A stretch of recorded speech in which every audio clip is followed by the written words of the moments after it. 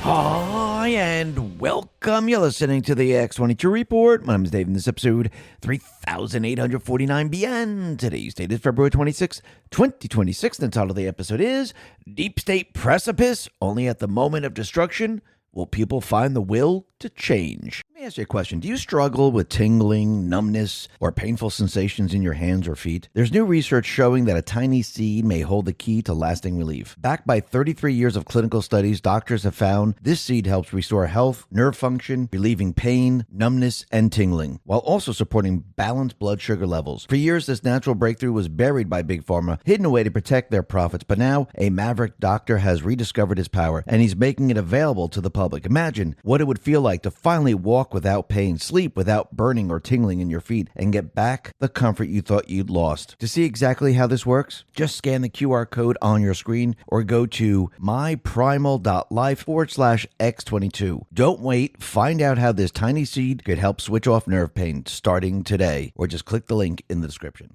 Let's get into the economic collapse, political and geopolitical news. Now, the deep state, the corrupt politicians, big tech fake news, the puppet masters, you can see the deep state players, they're bringing the people to the precipice. And yes, we've seen this before, but I do believe this is the ultimate precipice where at the moment of destruction, the people are going to find the will to change. And they did this during Biden/Obama's term, where they saw the illegals coming into this country. They saw the crime. They saw the economy failing. They saw high fuel prices. They saw that the illegals were taking their jobs. They saw all this and they said, enough is enough. We need to make a change. And I think we're at the point where we're going to see the majority of the country say enough is enough. Remember, to get Trump elected, it wasn't the majority. It was a lot of the Republicans, a lot of the independents. And I think this time around, what we're going to see the country really come together, because once again, the people are seeing the true nature of the deep state players. And the deep state players, the people are seeing that they are not for Americans. They can spin it any way they want. They can pretend that, oh, look, we didn't stand because we weren't going to stand up for Trump's prop. Basically, that was their chance to show the people, their constituents, which is, really not the people of this country, but let's just use that, their constituents, that they were for America. They failed. Now they're trying to fix it. Now they realize what they've done here. And every step of the way, the deep state, they're pushing people towards the precipice. They're pushing the people towards a place where they're going to realize and they're going to start to understand that they're the ones who are causing these problems in this country. They're the ones who are destroying this country and our way of life. They're the ones who are trying to bring us to war. They're the ones who are pushing the riots. They're the ones who are pushing crime. They're the ones who are doing every single one of these things. And I do believe that the people are going to hit that point, that moment of destruction. When would that be? Well, as we approach the midterms, I think this will be one of the beginning phases of it. When people see the riots around the country and they see towns burning, cities burning, and the D's basically defending all of these people, the police in a lot of the blue states aren't doing anything because they've been told not to do anything. I think that's one area. The other area we could see, which is building out, not in Iran, but in Ukraine. I think Trump, he will take control of the deep state country of Iran. No, there will not be World War III there. No, we're not going to invade and bring in the troops and hang the leader of that country. I do believe Trump is using peace through strength there, bringing the forces to this area, flexing his muscle while he negotiates. Because think about it, as you're negotiating and you have your armada behind you, and this country sees the armada, and it's not like one or two ships. I mean, there's like 12, 15 ships with air power and sea power, the likes of which Iran has never seen before. So as they're negotiating, Iran's looking over Steve Witkoff's shoulder, Jared Kushner's shoulder, Trump's shoulder, going, holy crap, look at that. Wow. Okay, wait, what do you want to talk about? Trump is using this to his advantage. This is his leverage. This is peace through strength. He's showing the strength of our forces. Either you negotiate or that's it. Time's up. Let's see what the deep state players does. As of right now, they're negotiating. Trump wants them to negotiate. He did this with Venezuela. He had the armada there, not as big as it is in Iran, because, again, this is a bigger nut to crack. But the armada was out there, and Maduro looked out and said, holy crap, look at this. And what happened?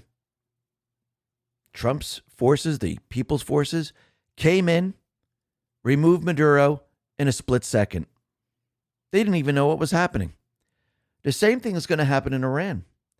I do believe there'll be, if we get this far, there'll be strikes in the country, allowing the people to take it all back. And again, the deep state players will lose. The other part of this is the part that the EU, the deep state players, which they're pushing out in Ukraine. And you could see that the EU now is siding with a non-EU country and actually going against their EU countries. So basically, they're now pushing war, and they're siding with a non-EU country. They turn their backs on Hungary and Slovakia, who are supposed to be part of the European Union. Ukraine is not. Think about this for a second. So I do believe, as they tried to push World War III out there, which will not going to be World War III, they're going to push it very, very hard. And I do believe this is most likely with the riots, with war. I do believe this is going to be the moment of destruction where the people are going to find the will to change. And they're going to realize that Trump is not a warmonger. He doesn't want war. He is the peacemaker in chief. And I think people are going to realize this, that he's the one who actually calms the situation down. The fake news, these other installed politicians, the D's, they're all the ones that are pushing war. They're the ones who want all of this. Trump wants peace. And time again, he's been showing the people this is what he does. He stops wars. He doesn't create the wars. The deep state players create the wars. And I think when people start to see this, and people see that we're on the edge of probably a nuclear war, and Trump is able to use the event that the deep state players created and use it to usher in peace, this is when people are going to say, we see it now. We understand. We get it. You know what? You made the economy better. You put more money in our pocket. We have better jobs. Unemployment's very low. Inflation is non-existent. We're not paying income tax. And now you just stop war. You know what? The fake news told me to hate you. But how can I hate someone that did all this for the country? That's what people are going to see in the end. And yes, it's going to take a lot of people to push down their hatred, push down all this, because again, it's not an easy thing. When Trump continually does good and keeps giving back to the people, yes, they'll try to push back. They'll fight against their brainwashing. They'll fight every step of the way. But I do believe once they see Trump negotiating us out of a nuclear war, I think people are going to see it. And people are going to understand that he's the peacemaker. The others are the criminals. The others are the deep state players. The others want war. Now, I'm not saying 100% of the people are going to feel this. I think we're going to still have about 4 to 10% of the people that will still be brainwashed. And later on, they'll have to be deprogrammed to make them see that they've been wrong about all of this every step of the way. And I think that's where all this is headed. I mean, if you go back in time, a lot of people didn't believe Trump when he said fake news. They're all fake. They're the enemy of the people. A lot of the people, the majority of the people back then said, no, that can't be true. He's just saying these things. But as time went on, 4 years, 5 years, 7 years, people started to realize, you know what? He's right. He's right. The news is the enemy of the people. And this is why their ratings have gone down. I mean, if it wasn't true, their ratings would have gone up.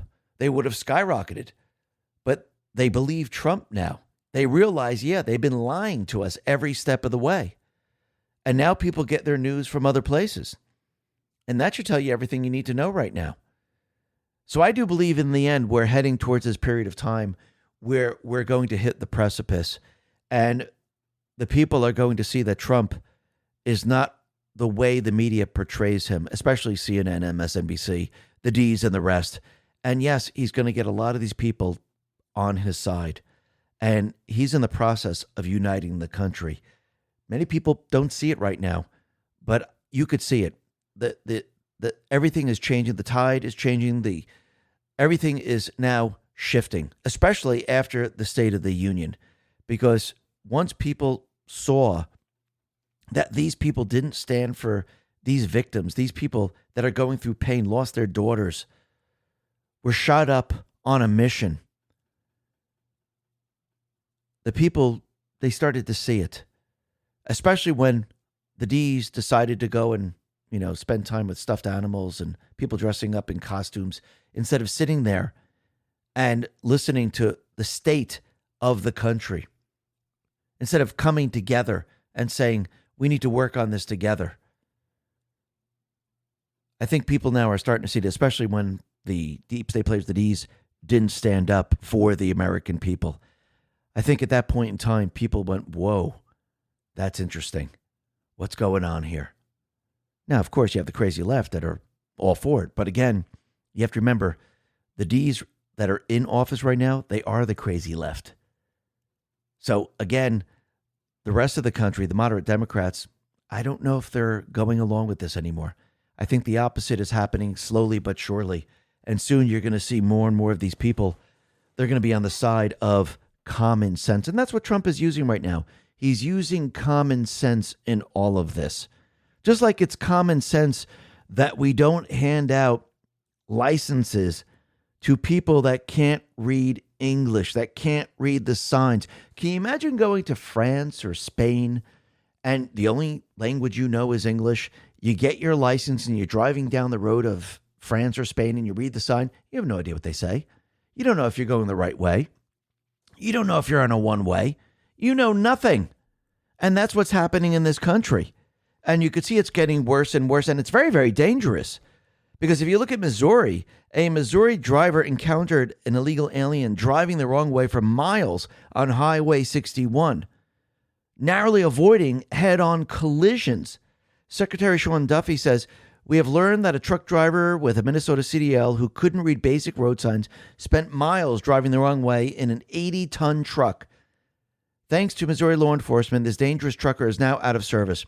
And Secretary Sean Duffy has been revoking a lot of these CDL licenses. Now you have to remember, why did they give these people these licenses? First of all, labor is very, very cheap. Secondly, once you get these licenses in a lot of these states, you can vote. And they did this on purpose. This is all part of the deep state plan. This is what they do. The other thing that's very interesting is that you could see the criminals, they protect criminals. Case in point, 2 members of Congress, they decided to hide illegals in their offices in the State of the Union. And they protected them. They were here illegally. So basically, they protected someone who broke the law. And they hid them in the office. Homeland Security says, Conclaves is here illegally. With her visa having expired over a decade ago, President Trump and Secretary Noem are committed to restoring integrity to the visa program and ensuring it is not abused to allow aliens a permanent one-way ticket to remain in the U.S. Gomez da Silva is an illegal alien who has no right to be in our nation. We are committed to enforcing the law and fighting for the arrest, detention, and removal of aliens like him.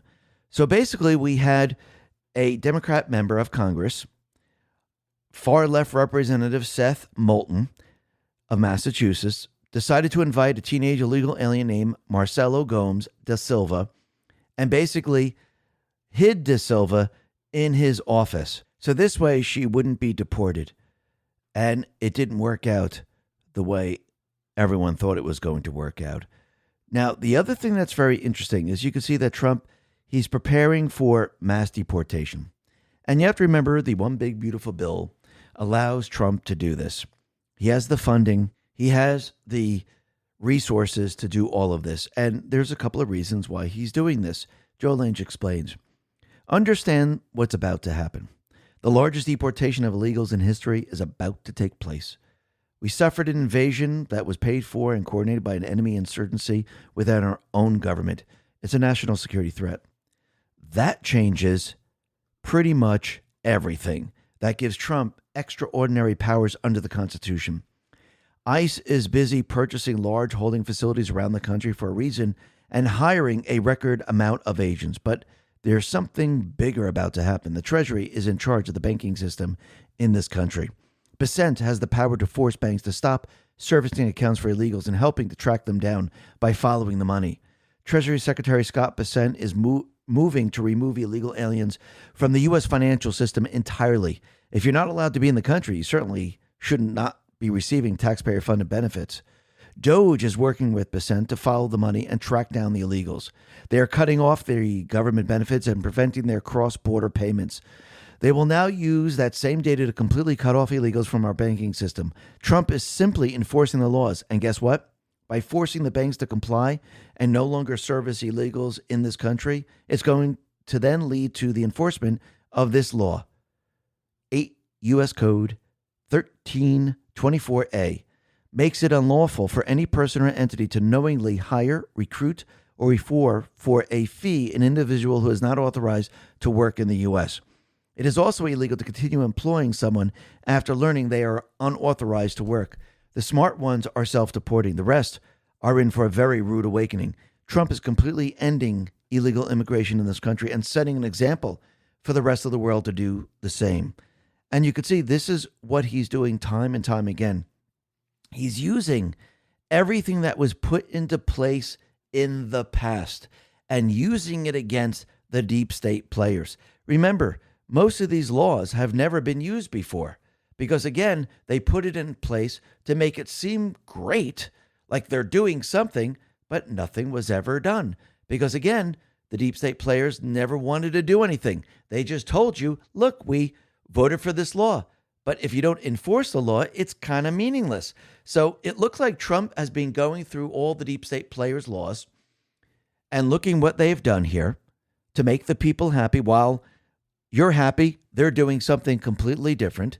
And now he's using it all against their illegals that they brought into this country. He's using everything that they did against them. Just like he used the Epstein files and he's using it against them. Now, remember, this information that's coming out right now, these are the people that appeared in the Epstein files. These are the people that have communicated with Epstein. These are the people that have been on his plane. These are the people that went to the island. But the true criminals that actually were caught doing things on the island, well, I do believe we have grand juries investigating all of this. I do believe the FBI DOJ is in the middle of these investigations, which means this evidence cannot be produced. Now, of course, the fake news and the rest, they know this. And them sitting there, we must have the rest, is kind of meaningless, don't you think? If you notice, why aren't they doing this with the Russian collusion information? Shouldn't they be screaming and yelling, we must know what the real Russian collusion information is? How come they're not calling for that information? Because everyone knows, well, first of all, they're the ones who created it. Second of all, they know it's with the grand jury. And they don't want to call it. They're only using the Epstein stuff because they know they can't get it. It's a political stunt, just like everything else they do. And if you notice, all those people that are showing up in the Epstein files, they are now resigning their positions. And once again, this is just showing you who was involved, who was controlled by Epstein, by the deep state players, who was able to be blackmailed into pushing a certain narrative. John Solomon put this out and said, Nobel Prize-winning Columbia University neuroscientist resigns from some positions over Epstein ties. Then we have the president and CEO of the World Economic Forum, Borge Brende. He resigned after the forum launched an independent investigation into his relationship with Epstein. Anyone surprised that these people are involved with Epstein? I don't think so. I don't think anyone's surprised. And what's very interesting is that the World Economic Forum CEO, who just resigned, and Jesse Matchey put this out, he was plotting with Jeffrey Epstein to position the World Economic Forum as the global governance structure. It should be called Epstein's Great Reset henceforth. So yes, this is what they were planning to do. And I think it's pretty darn clear that the World Economic Forum was going to be one of the institutions that were going to control certain aspects of the world, same as the World Health Organization, same as the World Bank, same as the United Nations. All of these institutions are part of the deep state system for their one world government. You see, they tested it out in the EU. They got all the nations out in Europe and they convinced them that, look, if we place an unelected person to manage all the countries and dictate what to do, are you all in? And all the European Union nations were all in on it. They said, let's do it. You know what? It'd be great to have an unelected person control the nations. And now they're figuring it out that, wait a minute, what just happened here? We have a dictator, nobody elected her, and they're dictating to us in what we should do, even though we don't want to do it. Hungary's realizing this, Slovakia's realizing this, and now they're fighting back, which we'll be talking about in just a moment. But today, we know that Hillary Clinton, she's testifying behind closed doors, and it looks like she is in Chappaqua, not at her home, not on a Zoom link, but sitting in front of Congress. She should have been brought into D.C. This is kind of ridiculous. But anyhow, we could see that Congress is there. And of course, there's classified information. This is why it's behind closed doors. And this way they can ask her certain questions that have to do with classified information. And basically, she tried to convince everyone that she didn't recall ever encountering Mr. Epstein at all. Marina Fall says Ghislaine Maxwell was at Chelsea Clinton's wedding in 2010. Epstein claimed in emails he was the first person to raise money for the Clinton Foundation. Hillary's counter was, this is all a distraction from Trump, who also appears in the Epstein files tens of thousands of times. This is going to be a long day in Chappaqua. Well, yeah, his name appears. Just because your name appears doesn't mean you're working with Epstein. It's just basically everything, every communication that Epstein had. And Trump is the one who reported Epstein to the police, worked with the prosecutor, was an informant, and got him arrested. Remember, under Trump's term, let's see, he was arrested and tried. And now, under Trump's term, the Epstein files were released. Not the grand jury stuff, but the Epstein files that the deep state players had in place. But what's very interesting is that it seems like Lauren Boebert took a picture of Hillary Clinton, leaked it out. And again, this goes against the House rules. You're not supposed to do this during closed session. And they paused the hearing. And I think it was paused for like an hour or so for everyone to calm down. But again, it shouldn't have been done because, again, follow the rules. Don't leak certain things out. If it's an open hearing, yes, pictures can be taken. But again, if you're part of Congress, you should be following the rules that are already set. But let's see how this all plays out. And what's very interesting, you could see that since the Epstein files have come out, you see a lot of the people that have been hitting against Trump, they're the ones who are resigning. They're the ones who are saying, you know what, I apologize. Remember, they lied before saying they had nothing to do with Epstein. And then when the Epstein information came out, they started to apologize. And they started to say it's not that big of a deal because they know what else, or maybe they don't, because other information is going to be coming out, especially if they committed crimes. So once again, those people lied and then they apologized, even though they told us they had nothing to do with Epstein. Now, again, you have to remember, these people are liars from the very beginning. They're never going to tell the truth. They're not going to be thinking, oh, by the way, yeah, I was with Epstein. I went to his island. I had sex with young boys and young girls. And yes, I trafficked other people. They're not going to do that. They're going to lie every step of the way. Even when they get caught, They're going to, I mean, look at Hillary Clinton. I don't know who these people are. Really? I mean, come on. Is anyone buying this? Absolutely not. But Enoch says, don't let anyone tell you nothing is happening. The specific thing they want might not be happening, but arrested. Andrew, Mountbatten, Windsor. Misconduct in public office, sharing UK trade info with Epstein. Peter Mandelson, arrested, resigned. Catherine Rumler, resigned. Tom Pritzker, of Hyatt executive chairman, resigned. Casey Wasserman, resigned. She's head of the Olympic chair. Richard Axel, Columbia Zuckerman Institute co-director. Larry Summers, former Treasury Secretary, resigned. Harvard teaching duties. Sultan Ahmed bin Suleiman, DP World Chairman, CEO. Borj Brende, World Economic Forum President. Morgan McSweeney, UK Prime Minister Starmer's Chief of Staff. Kimball Musk, Burning Man Project Board.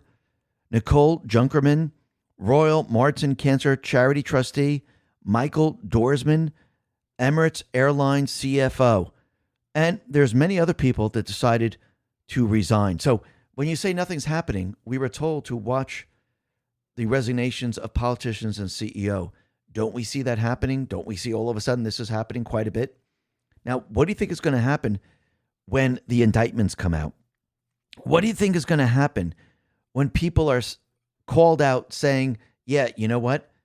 You had sex with underage girls or boys, or you trafficked these people. You think that we're going to see a lot more names? Oh, absolutely. Remember, this is the introduction for those people that didn't believe. I mean, if Trump and team decided to dump everything, pull out the videos, pull out who did what, the people wouldn't be able to handle it. The people would have a nervous breakdown. But if you slowly push out the information and you make people believe and show them the truth that this is not a conspiracy, this is actually truth, then they see it very, very differently. Slowly but surely they go, wow, I can't believe this is real. Actually, I've been speaking to quite a number of people that didn't believe that Epstein actually had his island and there was, people trafficked there and he used it for blackmail and bribes. Now, when I speak to them, they go, I can't believe this is real.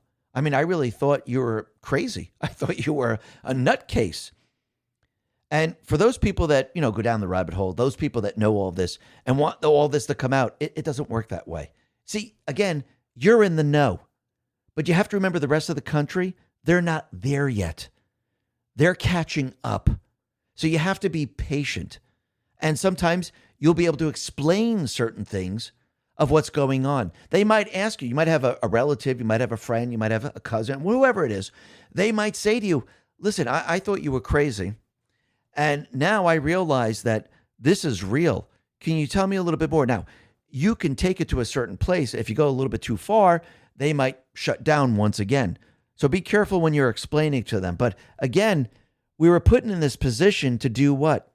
To help these people along, to make them understand that this stuff is real, because some of it is far-fetched. Some of it just sounds crazy. Some of it people couldn't, really believe, because you have to remember, everyone has their morals.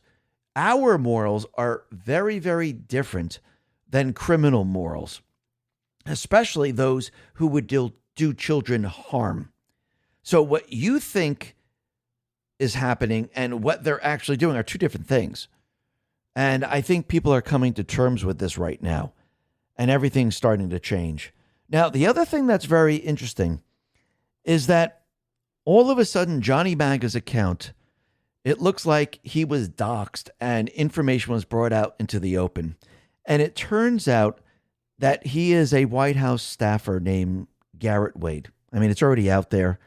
And basically, his handle on X is Johnny Maga, which is very, very interesting. Now, remember, there were a couple of breaches on Twitter and X, and a lot of information was sent out. And I think what happened was they got this information and they were combing through it and they pretty much doxed him. But it looks like the Trump war room, since he was doxed, said, you know something? Johnny Maga is a great follow. even though people know who he is right now. And you know what? Congratulations, Johnny MAGA. You're that important that people had to dox you. And that's it. That's what I see here. Anyone that they go after to dox, you should hold your head up and say thank you, because I was that important. My information, everything that I was doing was a threat to you that you had to do this. And most of the time when everyone is, whoever is doxxed, like Libs of TikTok a while back was doxxed, it doesn't help them. It actually makes it worse for the deep state players. So every time something like this happens, it doesn't benefit them in any way whatsoever. Just like it doesn't benefit any country that's bringing in all the illegals into the country. And think about it. Trump has shown the people in this country it's the illegals that have been committing the majority of the crime. And all you have to do is stop the illegals from coming into the country.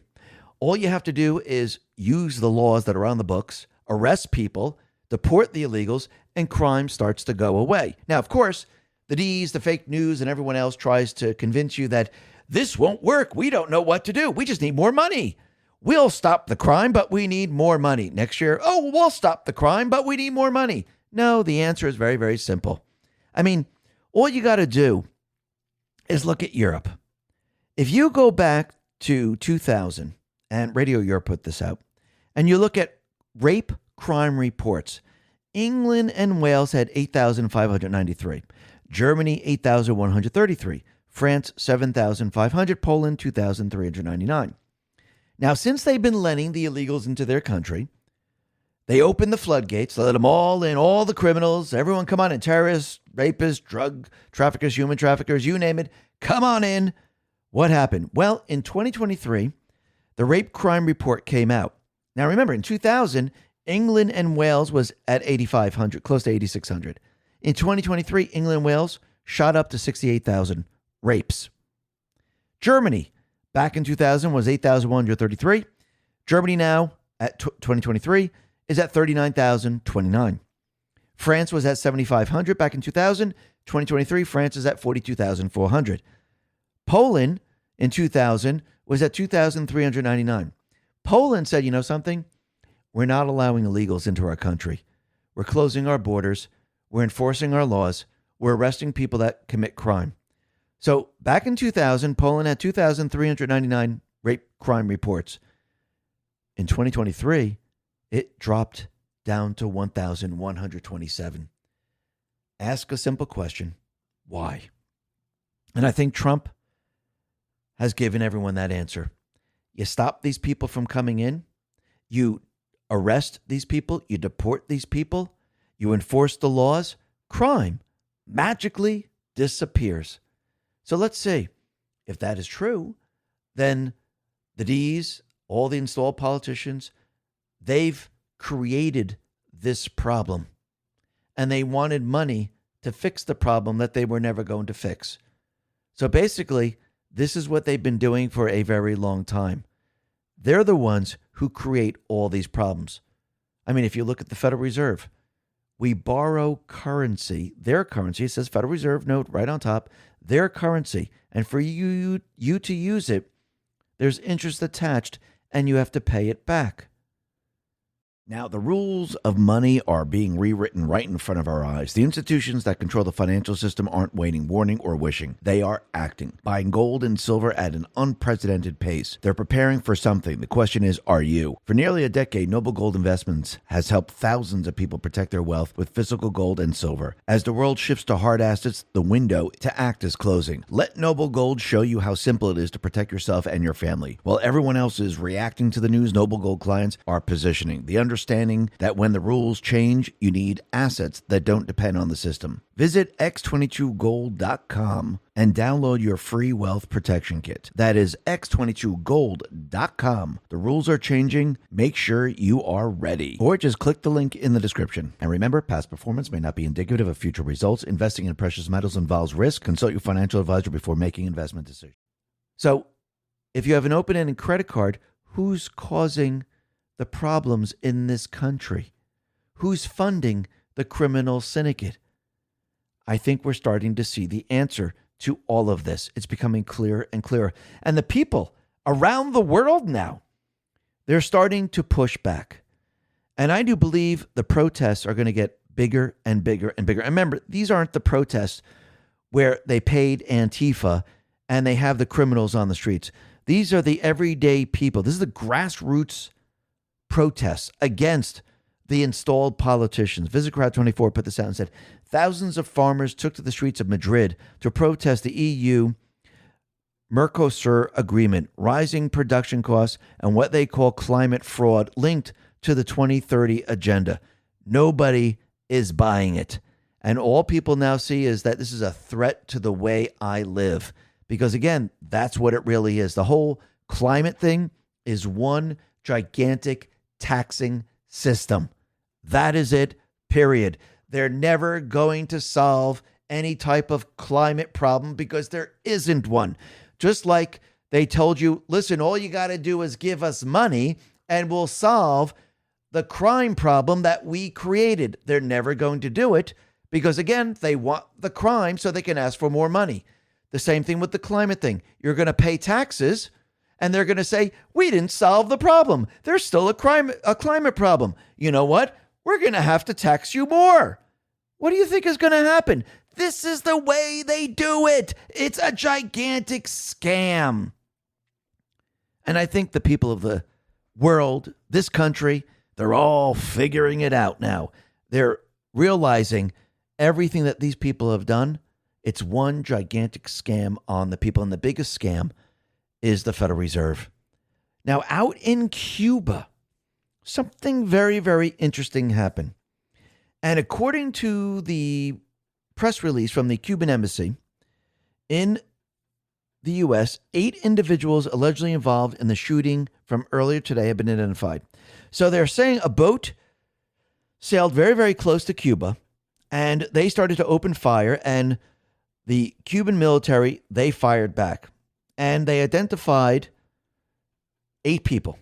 One of the people they're saying is an American citizen, which is very, very interesting. Now, Marco Rubio, he's not actually buying the story because it seems kind of odd that people decided to sail this tiny little boat, 8 people. They decided to sail close to Cuba and they were going to open fire on Cuba. I mean, how did they think this was going to turn out? Does this make any sense whatsoever? No, it doesn't. Eric Darty says, after the Cuban military killed 4 people in an American boat, Secretary Marco Rubio is not believing the official story from the communist regime. We're going to find out exactly what happened and independently verify, then respond accordingly. We're going to find out.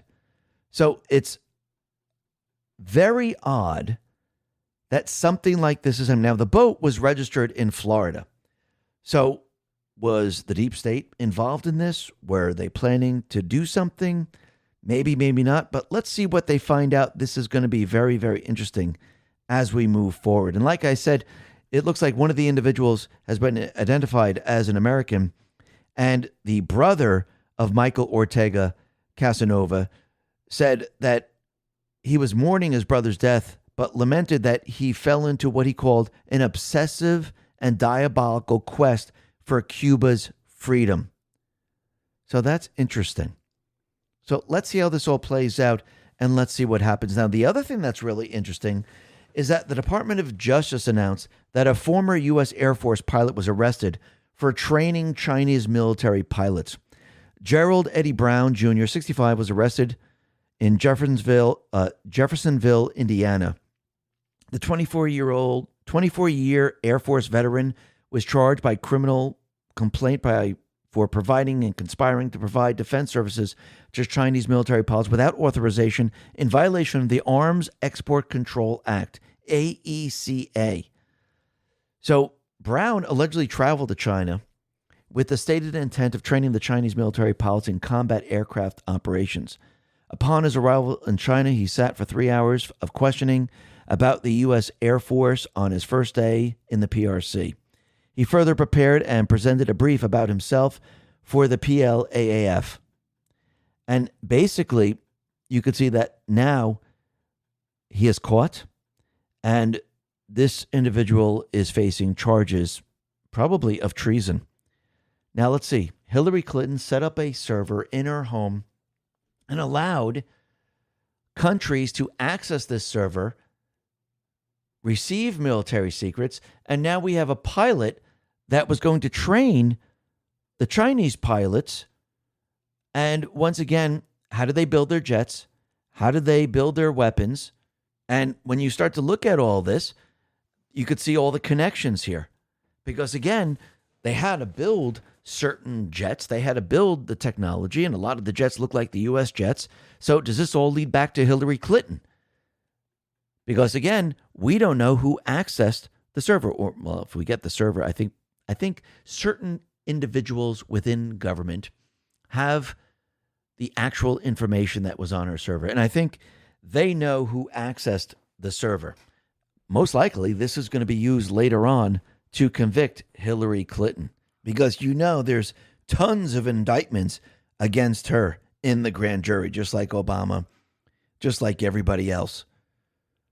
So we could see that time is coming, and it's approaching very, very quickly. Remember, optics, timing, they're very, very important in all of this, because you have to remember, all the players are the same. The players that tried to overthrow the government in 2016, the people that went after Trump all throughout his first term, the people that overthrew the United States government in 2020, released COVID, the people that indicted Trump when he was running for the presidential race of 2024, the people that tried to assassinate him multiple times, it's all the same people. And this is what people are going to learn. And I do believe this is why the deep state players are trying to push war as hard as they possibly can. And they know if they don't have war and they don't have a distraction, the jig is up, the game is over. And what's very interesting is you could see the EU, they're pushing as hard as they possibly can to get a war started between Ukraine and Russia. And they have Hungary and Slovakia in the middle of this. Gabe put this out and said, Ukraine blew up the Nord Stream pipelines, which supplied affordable energy to German families and industry, and NATO did nothing about it. Ukraine blew up the pipeline that supplied affordable energy to Hungary and Slovakia, and NATO did nothing about it. The EU is doing nothing about it. Why is NATO and the EU defending terrorists instead of its own members? Think about that for a second. And you could see that right now, the EU pressure is escalating. Jim Ferguson put this out and said, Hungary says troops to Ukraine now being expected. A startling claim has emerged from Hungary following EU foreign ministers' talks in Brussels. According to the Hungarian officials, that began as a technical dispute over the Druzhba oil pipeline, quickly turned into something far more serious. Hungary and Slovakia proposed sending energy experts to inspect the reportedly damaged pipeline infrastructure, but the response from the EU leadership allegedly took a dramatic turn. Hungarian Foreign Minister Peter Szijjártó reported that the EU foreign policy chief Kaja Kallas suggested Hungary and Slovakia should instead consider sending soldiers to Ukraine. If accurate, this marks a significant escalation because it would be the first time expectations of deploying troops from additional EU member states have been openly voiced in such a discussion. Hungary has repeatedly warned against deeper European military involvement in the war, arguing its risks direct confrontation with Russia. Now Budapest says the pressure is no longer theoretical. It is becoming explicit. The implications are enormous. Expansion of conflict beyond Ukraine's borders, increased risk of NATO-Russian confrontation, deepening fractures inside the European Union. Growing tension over energy security and sovereignty, Hungary's government maintains it will resist any attempt to draw the country into a war. But the message coming out of Brussels suggests the strategic trajectory of Europe may be moving in a very different direction. The question now is no longer whether escalation is possible. It is whether Europe is already on that path. And think about it. Ukraine is not a member of the EU, and the EU is pretty much going against Hungary and Slovakia. Ivo Tunut put this out and said, the fact that Ukraine, which is not a member of either NATO or the EU, is blocking oil supplies to Hungary, which is a member of both NATO and the EU, and that none of the other member states is defending Hungary, speaks volumes about how rotten the EU and NATO are. Think about that for a second. And the the EU is on the side of Ukraine. This should tell you everything you need to know, which I do believe that the deep state players, slowly but surely, they're trying to push a war, and they're trying to push other nations within the EU to go to war with Russia. And yes, the other part of this is to actually put a lot of pressure on Hungary, so this way they can control the elections and remove Viktor Orban. Because again, if they remove Viktor Orban and they replace him with somebody else that's part of the EU, do you think that new leader or the installed leader is going to send troops to Ukraine? Absolutely. So you can see what they're trying to do here. But again, in the end, it's not going to work. So let's watch the Ukraine agenda very, very closely, because I do believe we're going to see some interesting things. I don't think Russia is on board with anything that they're going to try, where they're going to push an event, I do believe. So if they try to push an event, if they try to push us to war, Russia, I don't believe, is going to be on the side of that. I think he'll be communicating with President Trump. And I do believe this event that they're trying to push here will probably end up ushering in peace. Now, of course, there are going to be people out there saying that we're going to World War III, nuclear war. You know, that's the end of it. Trump destroyed the entire world. No, Trump is going to use this to his advantage. He's going to use the leverage, because when you're in communication with leaders like Putin or Xi and the rest, you can't have a war unless these people react to the event. And if Putin and Trump and Xi are all talking with each other and they don't react, you can't have a war. Before Trump does anything like go into Venezuela or go into Iran, he makes sure that the other countries aren't going to do anything. He tells them, we're not starting World War III. What we're doing is we're setting things right. And again, I do believe Trump has already made a deal with Putin economically once peace is made, and Putin is all for that. Now, when we look at Iran, we can see things are now building up. We can see Iran has been rapidly loading an unusually high amount of oil onto tankers, possibly in preparation for maybe some type of strike into Iran. Now, I don't think that Trump and team are going to destroy Iran and get rid of everything, because, again, I think what Trump wants in the end, he wants the people to take control of Iran.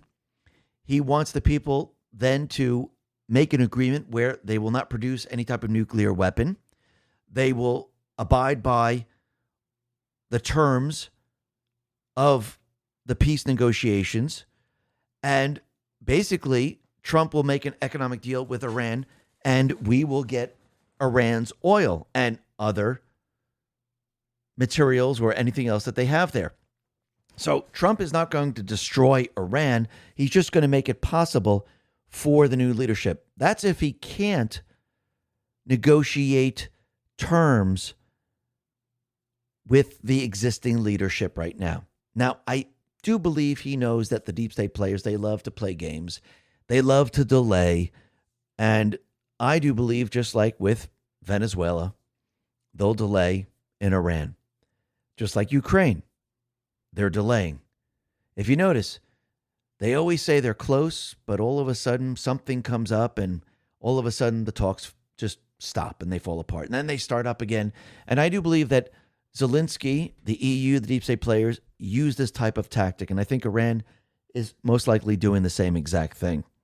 But we'll have to see it all, how it all plays out. But I do believe in the end, Trump most likely will have to go in unless something changes, something happens, and the people take back their country and he's able to negotiate with the new government. But let's see how this all plays out. This is going to be very, very interesting.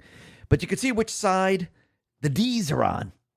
They're on the side of protecting the criminals, war criminals, criminals in this country, drug traffickers, human traffickers, rape, you name it.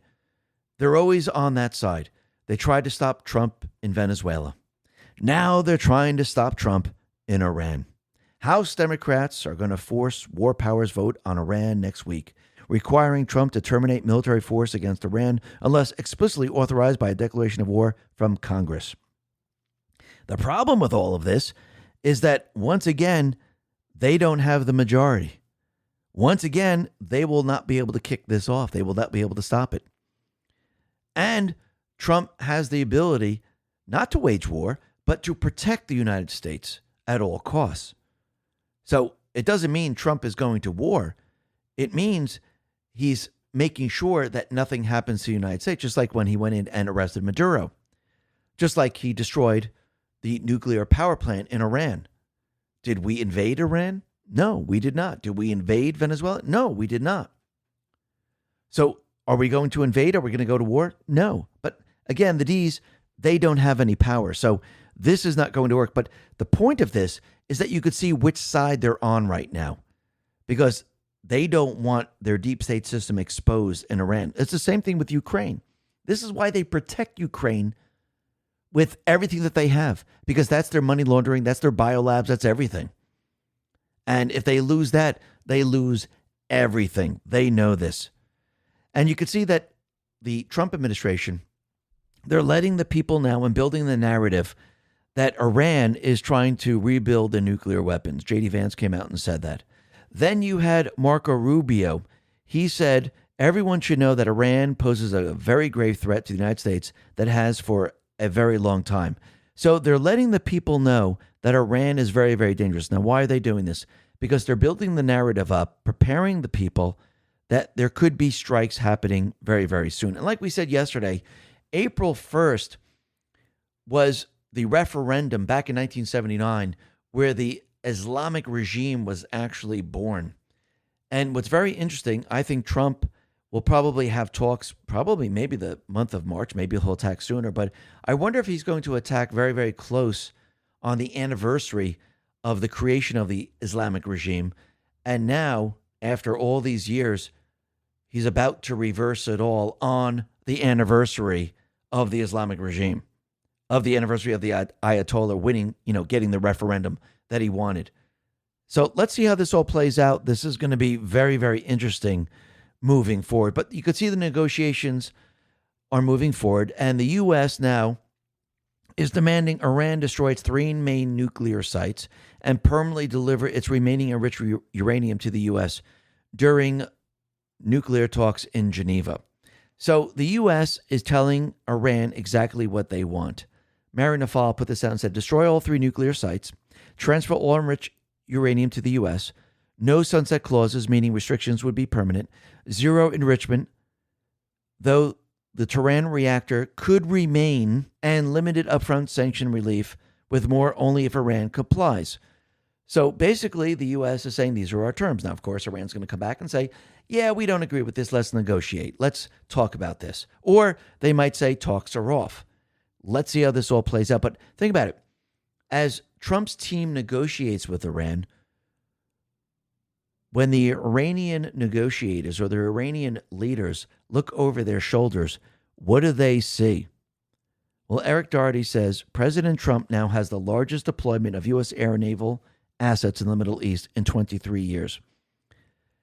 We have the USS Gerald Ford, USS Roosevelt, USS Bokili, USS Mahan, USS Bainbridge, USS Winston Churchill, USS Canberra, USS Mitchell, USS Michael Murphy, USS John Finn, USS Delbert Black, USS Abraham Lincoln, USS Frank E. Peterson Jr., USS Spruance, USS McFaul, USS Tulsa, USS Santa Barbara.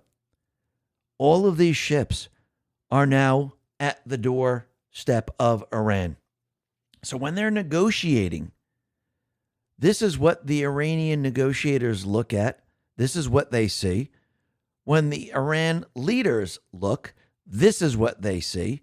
So Trump is using this as leverage, as strength, peace through strength.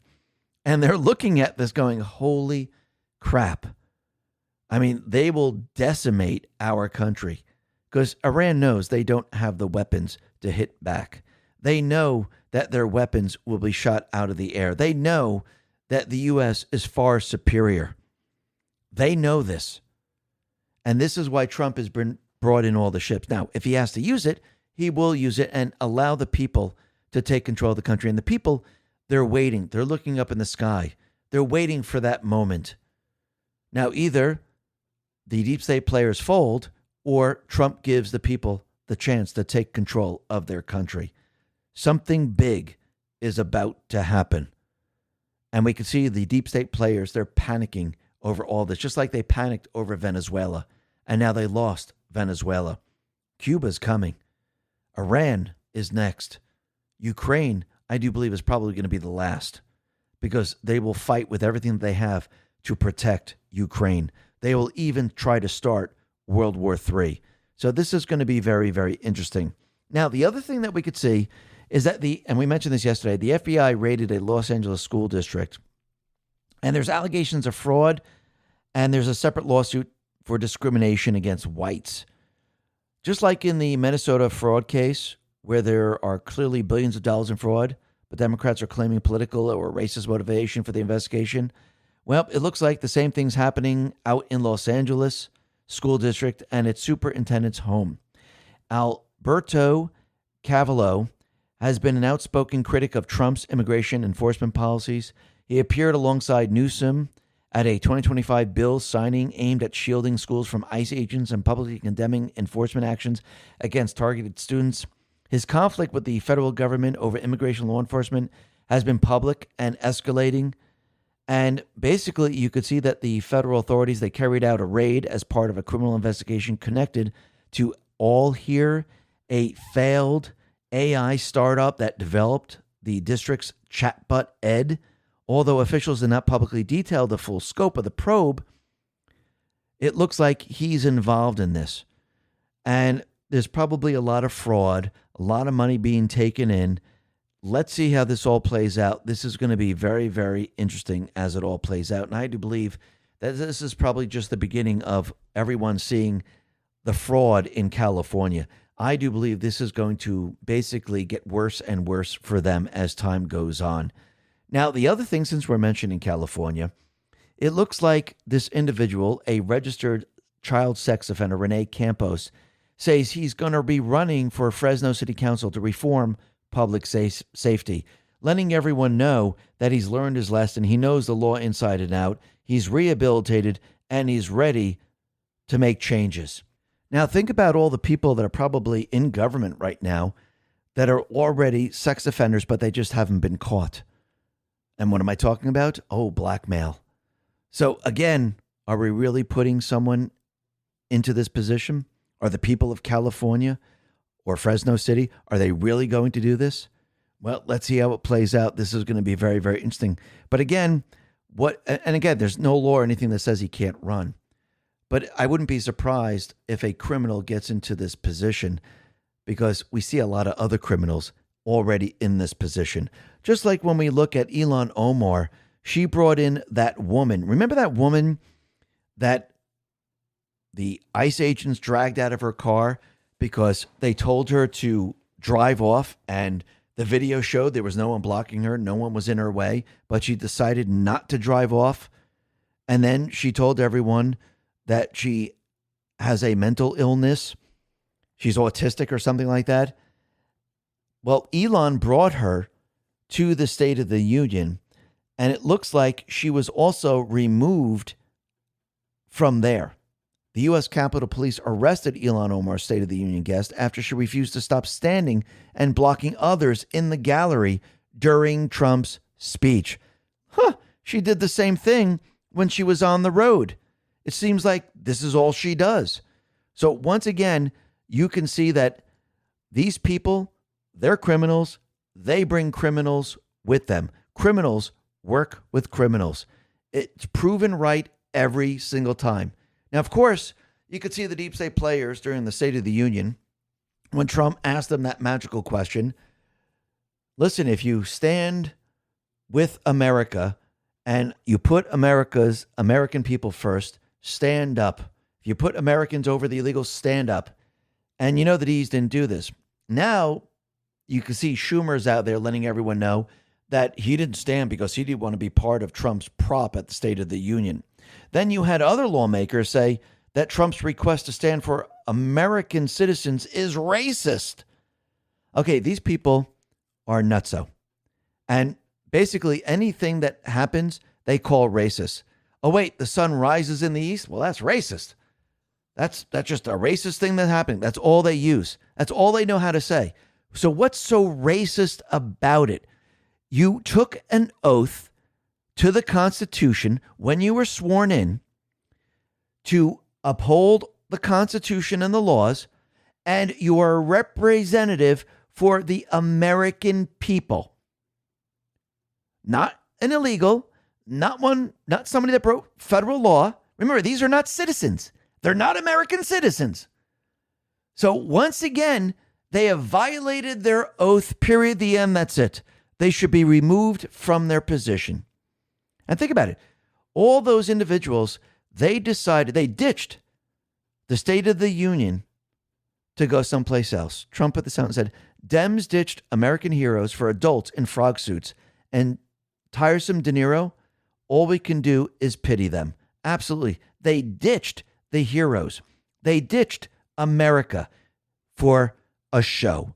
People dressing up in costumes. Unbelievable.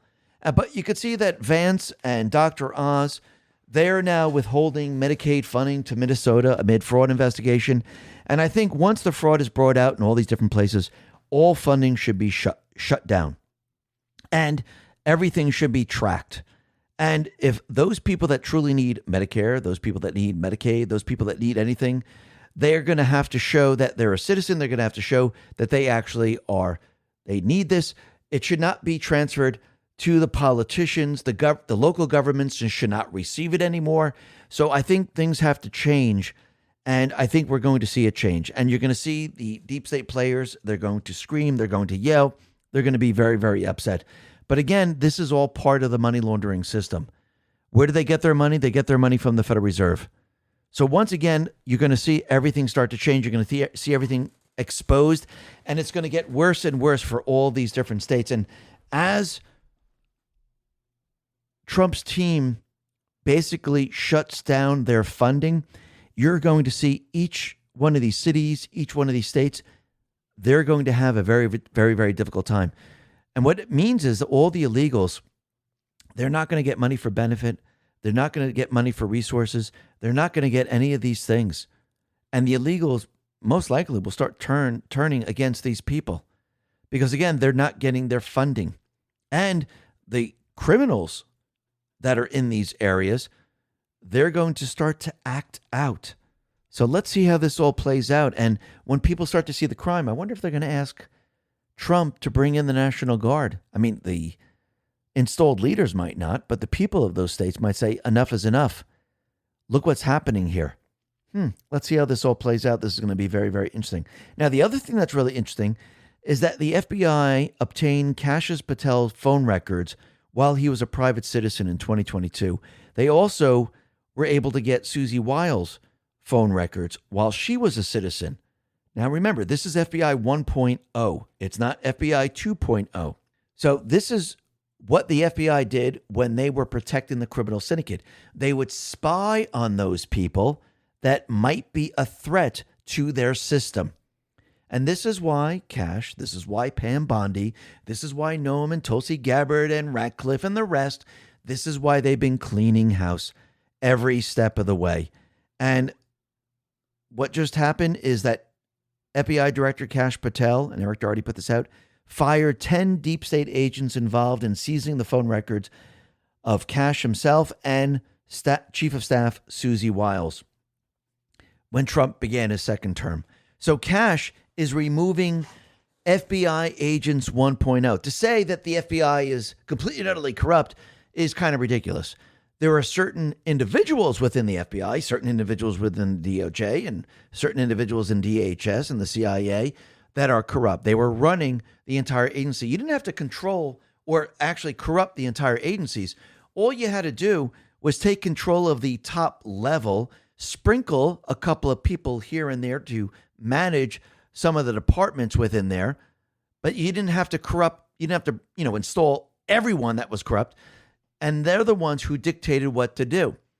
So the people that Cash is firing right now, they were the people that were sprinkled in there. They were the corrupt, But the majority of the people within the FBI, within CIA, within these organizations, they want to do good.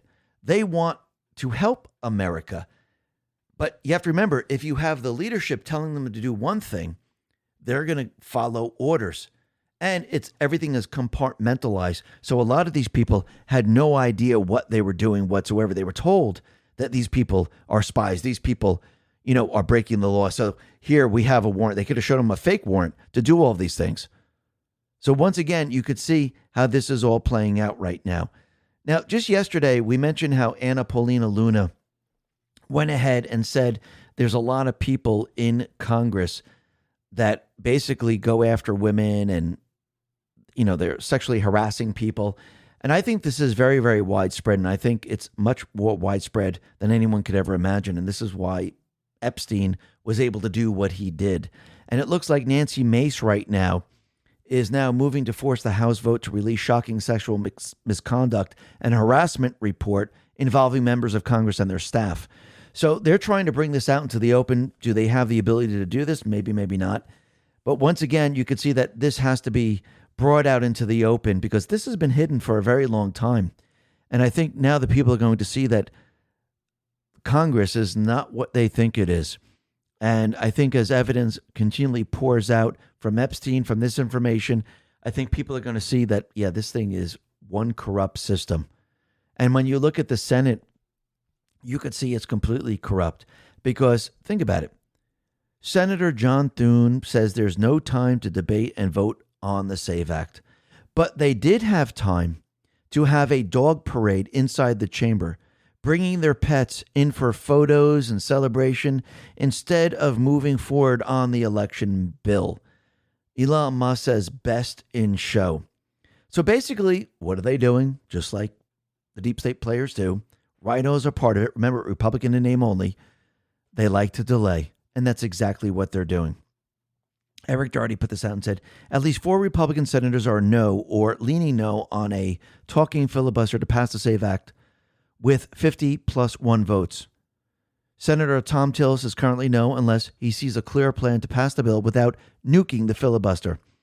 Senator John Curtis warned that if this process upended a Democrat amendment spree, he wouldn't vote to table their amendments if it means changing the Senate rules. Other problematic senators, Mitch McConnell, Lisa Murkowski. That brings our 53 GOP majority to 49. You need 50 the whole way through to get this done. Senator John Thune has said discussions are ongoing and that the GOP must have a guaranteed unified front to win a talking filibuster. We need to get them on board. This is an 85-15 issue. And remember that this process would not nuke the filibuster. It's enforcing existing Senate rules. This is said many, many times before. So GOP senators concerned over this should not be concerned that this is about nuking the filibuster. What the GOP needs to do is decide to defeat all Democrat amendments. And that's absolutely true. So once again, it seems like they're using a delay tactic, and this is what they normally do because they truly don't want to pass the SAVE Act. DC Drano says, forcing a vote is very different than getting this passed.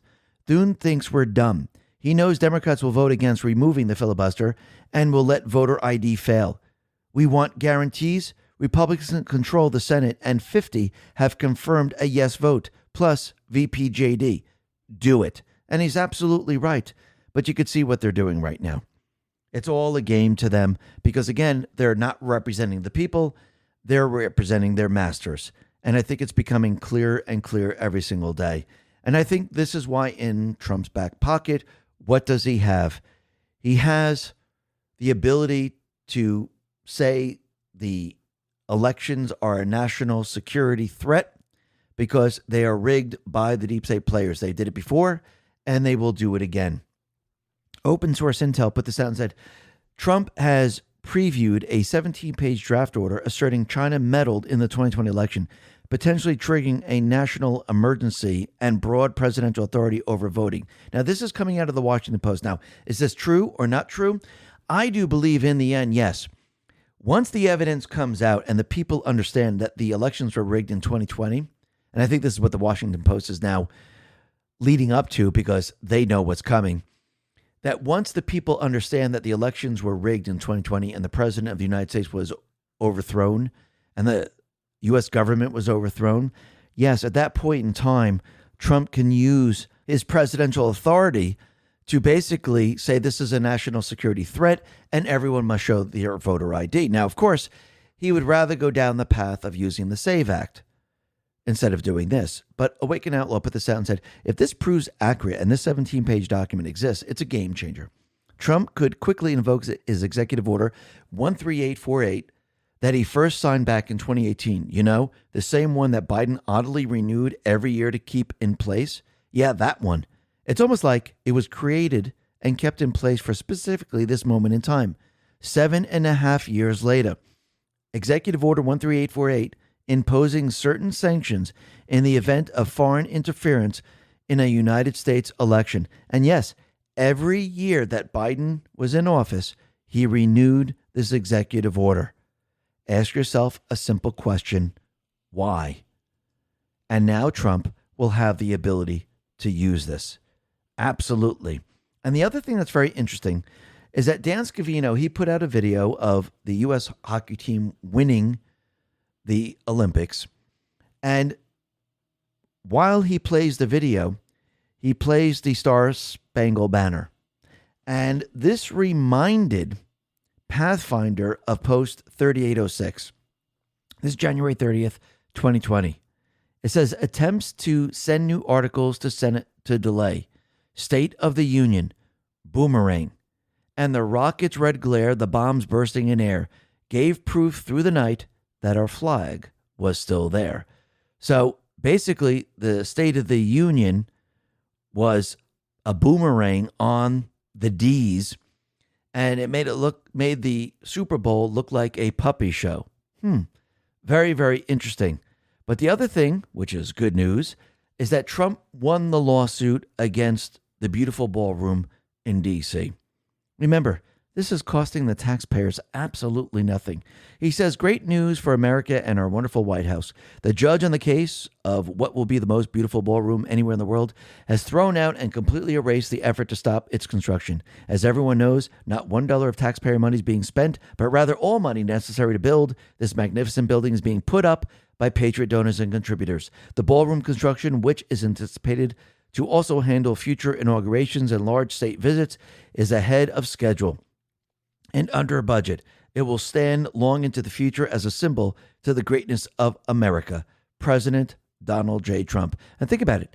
The deep state players, they tried to sue Trump for using his own money and other people's money to build the ballroom. And of course, he's building the ballroom and it's going to look exactly like the White House. It's going to fit right in. And remember, the White House over time has changed. Each president added something else. And really, think about this. Were there any lawsuits to stop Obama building a ridiculous basketball court in the White House? No. No lawsuits. No one tried to stop him. And you have to remember, Nixon built the bowling alley. Obama built the basketball court. These were specific to them. These are the things that they loved. Doesn't mean every president loves. What is Trump building that's specific to him? Nothing. He's building a ballroom for every president to use. It's almost like when President William Howard Taft, the president, back in 1909, he actually built the Oval Office. This was part of the West Wing expansion.